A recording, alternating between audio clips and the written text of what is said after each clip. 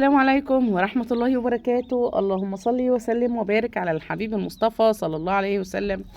ازيكم يا حبايبي، عاملين ايه؟ يا رب تكونوا بخير وفي احسن حال دايما. قبل ما نبدأ الفيديو بتاعنا، اذكروا الله، الا بذكر الله تطمئن القلوب. لا اله الا الله وحده لا شريك له. الفيديو بتاعنا حلو جدا جدا وان شاء الله تستفادوا منه كتير قوي. النهارده جبت لكم حل سحر كده، يعني بصوا، حاجة سحرية عن ازاي ما تخليش ريحه او مكان، ريحه في المكان او امونيا عاليه تحت الفراخ او في المكان. انا هقول لك النهارده لو ربيتي في اوضه النوم فراخ مش هتشم ريحه خالص اطلاقا. ريحه الفراخ هتقضي عليها تماما، ريحه الامونيا، الرطوبه في الفرشه، كل مشاكل الفرشه هتتحل معايا النهارده بحاجه سحريه انا جربتها. بصوا بقى، اولا كده انا ما بحبش اعمل اعلانات على القناه تماما.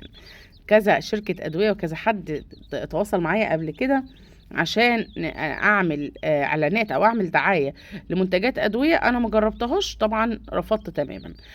من وقت كده، من حوالي شهر، يعني كان في أول رمضان وأكتر من شهر كمان، اتصل عليا حد وقال لي إحنا عندنا منتج حلو جدا جدا للأمونيا، فكنا عايزين حضرتك تشوف المنتج وتقول لنا رأيك فيه وتعملي لنا، تقولي لحبايبك عليه.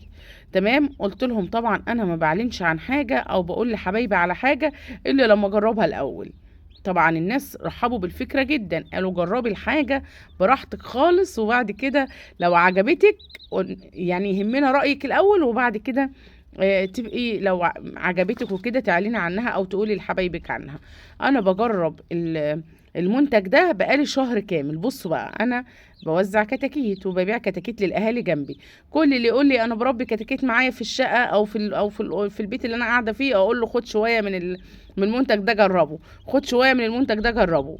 طبعا انا ما جربت، يعني انا جربت كمان عندي على الفراخ البياضه، وعلى الفراخ التسمين بقى. كل اللي ياخد مني كتاكيت صغيره اقول له طب خد شويه من المنتج ده كده هديه مني، جربه وقول لنا رايك فيه. ما شاء الله، اللهم بارك، حاجة زي الورد. بقيت اتصل على الناس وهم يتصلوا عليا احنا عايزين منه تاني. حتى اللي جم خدوا كتاكيت امبارح طلبوه مني وقالوا هات لنا شوية تركيبة او شوية بودرة من اللي بتترش تحت الكتاكيت ده، ما بتعملش ريحة للطيور تماما، يعني مفيش اي ريحة تماما. واحدة والله بتقول لي انا بربيهم في المطبخ عندي، بتقول لي اول مره اربي الكتاكيت واكبرها واذبح منها اليومين دول ومفيش راحه في المكان كله، مفيش، بسبب المنتج ده. النهارده معايا منتج حلو جدا جدا، تعالوا كده نشوف. انا جربته قبل ما اعلن عنه او قبل ما اجيب اقول ان انا جربت المنتج ده او استخدموه المنتج ده على ضمانتي. منتج جبار، يعني جبار، تسلم ايد اللي عمله. سي بي ال 200، سي بي ال 200. بصوا بقى، اي ريحه امونيا في المكان، اذا كانت بط، فراخ، رومي، حمام، آه مواشي بقى بانواعها كلها، ارنب، اي حاجه بتقضي على الريحه تماما، ما بتخليش ريحه امونيا خالص. كمان زائد ان هي اصلا بتشيل اي بلل، دايما بتخلي لك الفرشه بتاعتك جافه كده وناشفه كده، وتبدريها تتبدر معاكي، مش معجنه وفيها رطوبه عاليه والكلام ده كله، لا خالص. المنتج بتاعي ده او المنتج، ربنا يبارك لاصحابه ويبارك للي تعب فيه طبعا وصنعه وكل الحاجات دي. بصوا بقى، اول حاجه كده، المنتج ده ما شاء الله ما شاء الله قوي جدا، بيقضي على اي ريحه، بيشيل اي بلل، بيشيل اي جفاف. كمان كلنا عارفين ان الامونيا بتسبب امراض وفيروسات وامراض كتير جدا للدواجن بتاعتنا، منها تكتيمه وتشحيره الصدر والعطس والكخه، الحاجات دي كلها. كمان الاسهالات المختلفه، الكوكسيديا والكوليستريديا، كل ده بيجي من جفاف، من بلل الفرشه بتاعتنا، او ان هي ما تكونش يكون فيها نسبه امونيا عاليه. التنفس، بيعمل ضيق في التنفس عند الفراخ لما بتكبر التسمين، وبتعمل حالة غريبة للكتاكيت، تخليها زي الضفادع كلها شغالة في العنبر، صوت غريب شغال. وناس كتير جدا بتشكي اليومين دول من المشكلة دي، اللي هي تكتيمة الصدر او الخنفرة بطريقة غبية. كمان بتعمل بقى ايه الحاجات دي كلها؟ بتأدي الكتكوت ان هو يبقى مفيش تنفس، مفيش اكل، مفيش شهية، ويبدأ يخس معانا ونفسيته تتعب يعني. فاحنا عايزين الفرخ بتاعنا نشيط ومفرفش على طول، يبقى هنستخدم المنتج ده CBL. هتستخدميه على فكرة الشكارة مش غالية، رخيصة كمان. الشكارة بتبقى 5 كيلو عاملة 90 جنيه، بتستخدميها ل100 كتكوت. يعني انت لو بتربي لك حبة كتاكيت كده 50 ولا 100 كتكوت في البيت، هاتيلك شكارة هتكفيك الدورة كاملة ب90 جنيه. طبعا مش حاجة، مش تكلفة عالية ولا اي حاجة. الشكارة دي بتتحط بتكفي 50، بتكفي 100 كتكوت.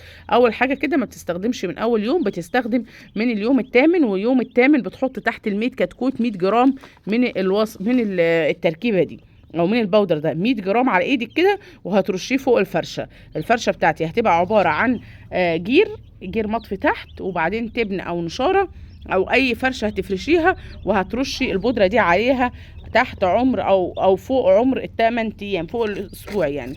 لكن اول يومين 3 مش هنستخدمها، لان اصلا الفراخ لحد اسبوع ما بتعملش ريحه، ولا بيبقى في ريحه في المكان ولا اي حاجه. لحد عمر الاسبوع هبدا بقى ان انا ارفع تحت الفراخ على طول مباشر فوق الفرشه بتاعتي، هضيف المنتج بتاعي CBL ده. طبعا هسيب لكم رقم التليفون. الشكاره عامله 90 جنيه، غير مصاريف الشحن. يعني مصاريف الشحن على حسب المكان اللي انتوا فيه او حسب المكان القريب منك. منتج سحري بجد. هاتي شكاره واحده، حتى لو انت حاسه مثلا ان انت خايفه تجربي، بس انا بقول لك جربي وانت مطمنه، واكيد انا كلامي او كلامي معاكم او فيديوهاتي كلها معاكم فيها مصداقيه جامده. فهاتي الشكاره. لو انت مثلا بتربي 50 او 30 هتكفيكي كذا دوره. لو انت بتربي 100 هتكفيكي دوره ما شاء الله. لو عايزه تجيبيها وتقسميها انت وحد، فهاتيها وقسميها انت وحد. لو حاسه ان التكلفه معناها هي مش تكلفه 90 جنيه مش تكلفه، بس لو انت حاسه ان التكلفه هتبقى عاليه شويه، هاتي واحده وقسميها انت وسلفتك، انت وحماتك، انت وجيرانك عادي. في بقى للعنابر والمزارع اللي انا هطلب باذن الله عندنا في المزرعه، هطلب مثلا طن او حاجه، فان شاء الله دي برضو في شكار كبيره 25 كيلو الشكاره تبقى افضل من دي للعنابر الكبيره المزارع الكبيره. انما دي لشغل البيت وشغل ال100 وال200 وال1000 حلوه جدا وشغاله جدا. الشكاره بتكفي 100 كتكوت، 100 كتكوت لحد الذبح. بتتحط تدريجيا، وهنزل لكم الجدول بتاعها. يعني اول مره تستخدميها هتحطي على العمر الثامن للكتكوت 100 جرام من البودره دي، ترشيها على فوق الفرشه. تاني مره بيبقى على عمر ال14 يوم تقريبا او ال12 يوم. برضو هنزل لكم الجدول عشان ما تلخبطش فيه. ال12 يوم تقريبا بتحطي حوالي 200 جرام، بعد كده 250 جرام. يعني بتعدي كل 3 ايام بترشي، كل 3 ايام او 4 ايام بترشي رشه من البودره دي تحت الكتاكيت بتاعتك.